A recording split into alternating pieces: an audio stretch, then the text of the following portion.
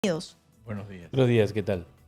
Me encantaría, antes de poder escuchar sus opiniones respecto del voto de confianza, regresar un poco en el tiempo, porque esto nos puede dar luces de lo poco diligente o de lo poco inteligente, poco capaz, incompetente, el término que le quieran poner, a lo que ha significado poder plantear un gabinete que pueda terminar el gobierno.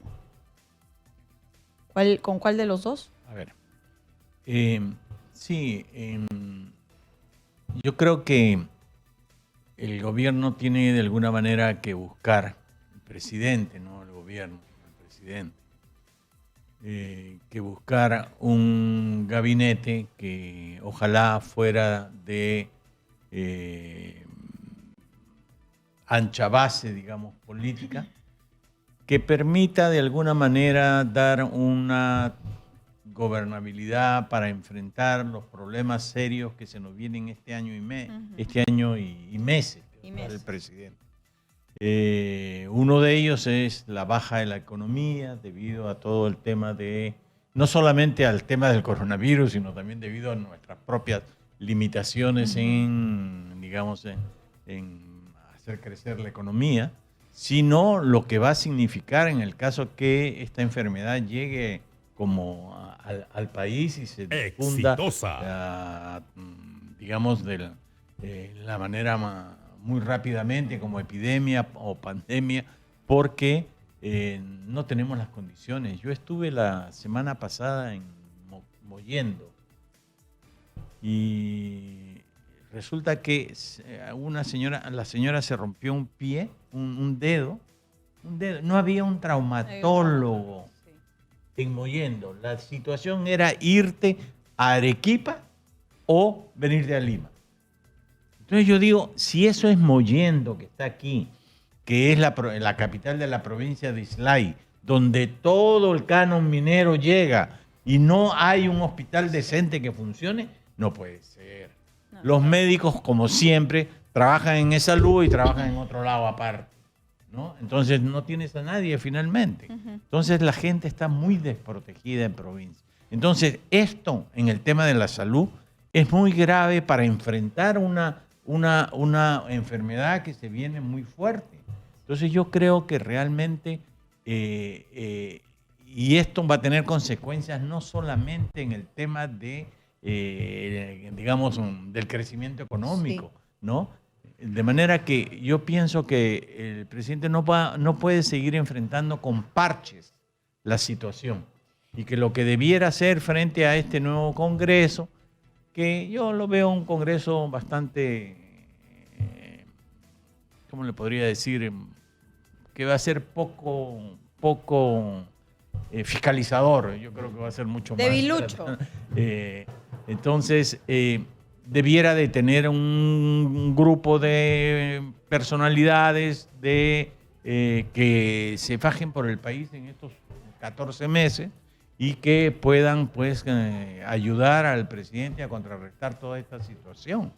Esto es en beneficio del país, no del presidente. El presidente creo que ya políticamente terminó.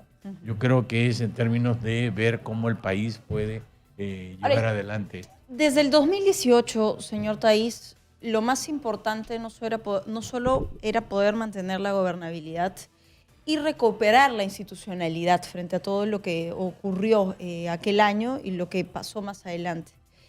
Pero es aquí donde el presidente tiene que asumir responsabilidad, porque los gestos en política son importantes y el número en política es importante. 32 ministros en solo 2 años. Eso quiere decir que él no ha tenido la capacidad técnica o por lo menos una estrategia de cara a la fortaleza que él tenía que conseguir, sin bancada, con cada vez menos fuerzas que lo respalden, con un escenario cada vez más crispado. ¿Qué fue lo que le ocurrió? Pero ojo, con una alta popularidad. Y ahí está el problema. Pues justamente yo quisiera ir al meollo de lo que es ahorita la coyuntura en un sentido, que es el siguiente. Es el tema de la legitimidad. Y si hablamos de legitimidad, veamos el caso del gabinete ministerial, que hoy día está siendo cuestionado en 2 casos que hoy día denuncio justamente en una nota mía en Diario Exitosa y donde señalo lo mismo que ha dicho Manuel y Giovanna hace unos minutos en el programa. Algo huele mal en el tema del Ministerio de la Producción y huele peor en el caso del Ministerio de Transportes. 2 razones.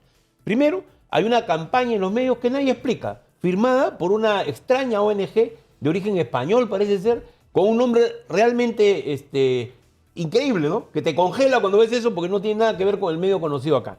¿Quién financia esa campaña? ¿Y esa campaña qué dice? Que la pesca en el Perú está en crisis. Y que la pesca está en crisis porque Chile se roba el pescado. Grandísima, enorme mentira para todo el que tenga 2 dedos de frente. Y esa campaña ha seguido durante varias semanas en los medios. ¿Por qué? Porque en el origen de esto hay una denuncia que la propia ministra parece haber hecho, y lo ha hecho la prensa también, sobre la cuota de pesca de IMARPE. IMARPE es una organización fundamental para la sociedad peruana porque es la que regula la cuota de pesca que puede pescarse cada año. Pues ha habido bamba ahí, ha habido falsificación de los datos para permitir una pesca mayor de la debida. Los propios trabajadores de pescadores han salido, y los armadores pesqueros han salido en la mañana acá mismo en Exitosa a denunciar el mismo hecho que yo señalo. Es decir, que se estaba pescando peladilla, pescadito muy chiquito, llevando a un alto riesgo eso. ¿Eso qué se llama? Traición a la patria. Pero los que han hecho eso son algunos miembros de las empresas, no todas por supuesto, porque no todas están metidas en esto, gente de IMARPE, y tiene que haber sido de alto nivel, porque esto no, o por lo menos alguna gente de nivel intermedio, que son generalmente ex oficiales de la Marina, y en tercer lugar, obviamente también con complicidad de alguna gente del Ministerio de la Producción. En eso, la ministra más bien habría actuado correctamente, aun cuando se le escapó en algún momento le escapó el cuide de la tómbola, porque realmente era un tema muy difícil de manejar. Pero esa campaña, durante 1 mes y medio, ¿qué refleja? El deseo de mover a una ministra para ocultar un hecho. Es una campaña típica psicosocial de los tiempos de Fujimori, que Lucho Taí recordará muy bien, porque también lo hemos vivido juntos. Segunda cosita, y termino con ello. El famoso Club de la Construcción. En estos tiempos hay un programa que está en proceso de estudio, y ya debe salir en julio, supongo yo, junio, julio, del BID, para llevar adelante estudios de carreteras en el Perú, que significaría la implementación de un programa de varios miles de millones. Dicen algunos 20.000, otros 40.000, en fin, no sé cuánto. Pero definitivamente es una de las obras emblemáticas del gobierno de Vizcarra. ¿Por qué le lanzan estos palos al ministro de Transporte? Solamente porque es una persona que tendría algún pecadillo o algún pecado grande, no sé yo. Eso sí, yo no paso a justificar lo que han hecho los ministros, sino pregunto. Resulta que el Club de la Construcción estaría también activamente metido en esto. O sea, buscando bajarse un ministro, fundamentalmente para cambiar los términos en los cuales se quiere hacer el proceso. ¿Cuál es el problema? Quieren hacer lo mismo que los panamericanos. Llevar adelante un proceso con licitaciones internacionales como se está haciendo ahorita en el norte, en Piura. Ahora, esto no lleva a pensar de que no hay una crisis. Claro que hay una crisis. Para empezar, hay pésima búsqueda de personal. Yo he trabajado de Headhunter unos 5 años y conozco y también lucho por su trabajo internacional. ¿Cuáles son los filtros? Es tan difícil poder Pero filtrar. tiene el servicio de inteligencia, tiene un montón de elementos que no usa, ¿no? No se hace, claro. No se quiere hacer. Creo que es el espíritu de hacer todo, digamos, en un grupo seguro. Es natural en un presidente que no tiene partido y todo. No es natural, pero digamos, es algo que se ha vuelto una práctica del presidente. Delegar entonces a gente que le pueda servir como apoyo, como un backup importante, sin necesidad de que puedan ser piezas elementales con resultados, vamos a decirlo así. Entonces vamos a tener un gabinete que me dé calma, que salgan al frente siempre a respaldar, que el presidente siempre pone el Perú por encima de cualquier situación. Eso. Bueno, mira, yo creo que aquí, según las normas, el primer ministro, el elegido primer ministro, es el que presenta la lista de ministros al presidente. En la práctica no es tan así, lo hacen juntos. Claro. Sí. Sin embargo, la responsabilidad, según la ley, es del primer ministro, que es quien presenta los y como ha dicho Julio, no están pasando los filtros que tiene en sus manos el presidente de la República y el primer ministro para poder, ¿cómo se llama?, tener el saber quién es quién. En primer lugar, ¿qué pasaba antes? Antes siempre se nombraban personalidades como ministros. No eran, hoy día tú dices, ¿y quién es el ministro de...? ¿No? Son de adentro de los ministerios. Porque no los conoces. Claro, entonces es gente que ha sido director general y de pronto pasa a ser ministro. Gente que ha sido viceministro nuevo y pasa a ser ministro. Porque no tiene capacidad de recambio el presidente. No olvidemos que el presidente no solamente no tiene bancada, no tiene partido. Entonces allí hay pues una situación bien complicada Y yo no sé por qué o cuál es la premisa que maneja políticamente el presidente de no querer hacer un acuerdo con fuerzas democráticas en el país que yo creo que estarían dispuestas a poder apoyar que estos 14 meses ahora, o 12 meses ¿no? podamos enfrentar, como le digo, estos 3 problemas fundamentales. La salud, sí, el tema educación y seguridad de la economía y la seguridad ciudadana. Son ahora, los 3 problemas es fundamentales. complicado, quiero saber y quiero entender qué tan complicado es, porque en las primeras semanas de reuniones con las fuerzas que van a integrar el Congreso, parecía que se iba a encontrar un punto de equilibrio, parecía que intentaban por lo menos decirle, presidente, y al señor Ceballos, tenemos la intención de querer conversar con usted, excepto el FREPAP. Pero ahora, ¿cuál sería la estrategia inteligente con un Congreso que tiene además la responsabilidad en este momento de cumplir con la expectativa popular tras la disolución del Congreso? Creo que el presidente de la República tiene ante sí una tarea muy importante, que es evitar que el próximo Congreso se le ponga totalmente en contra y pase a ser un factor de inestabilidad política. Y eso va a pasar En el último año. si es que se producen errores de manejo, no solo es en la selección del personal que va al ministerio, sino en la base política, que es a lo que está refiriendo el señor Thaís. O sea, si tú no trabajas con las fuerzas que acaban de ser, aunque yo siempre sostengo que son enanos, ¿no? Porque tienen un poquito más de 1 millón. Son 9 enanos que se creen gigantes, pero en todo caso, el tema es que pero por eso lo es lo menos que hay. están ahí, ¿no? Es lo que hay, ¿no? Es lo que hay. Entonces hay que sumar eso más algunos tecnócratas independientes que puedan aportar. Entonces, el problema es que si no te pones de acuerdo ni siquiera con los 4 enanitos o 5 que han ido a Palacio, tenemos un problema. Y no es un problema de caudillismo, es un problema de inseguridad política que tiene razón también. Porque, ojo, tú confiarías tu billetera, no tu billetera, eso es una exageración, pero no confiarías tú el manejo de tu hogar a alguno de los que están yendo a dialogar con el presidente que no los conoces. No, yo creo que es difícil, ¿no? Entonces hay un tema acá de que además no estamos hablando de una clase política que surja, ¿no?, con la experiencia necesaria para poder realmente cumplir un rol destacado, y le da esto inseguridad al presidente. Pero yo diría lo siguiente: mejor es un gobierno de base parlamentaria, con una parte de base parlamentaria, como hacía Toledo, han hecho casi todos los presidentes, que va a darle un soporte en el Congreso y una estabilidad a tal país. Y por otro lado, indispensable también tener una tecnocracia más comprensiva en los temas sociales, ¿no? Y no esto de promover a los burócratas de adentro.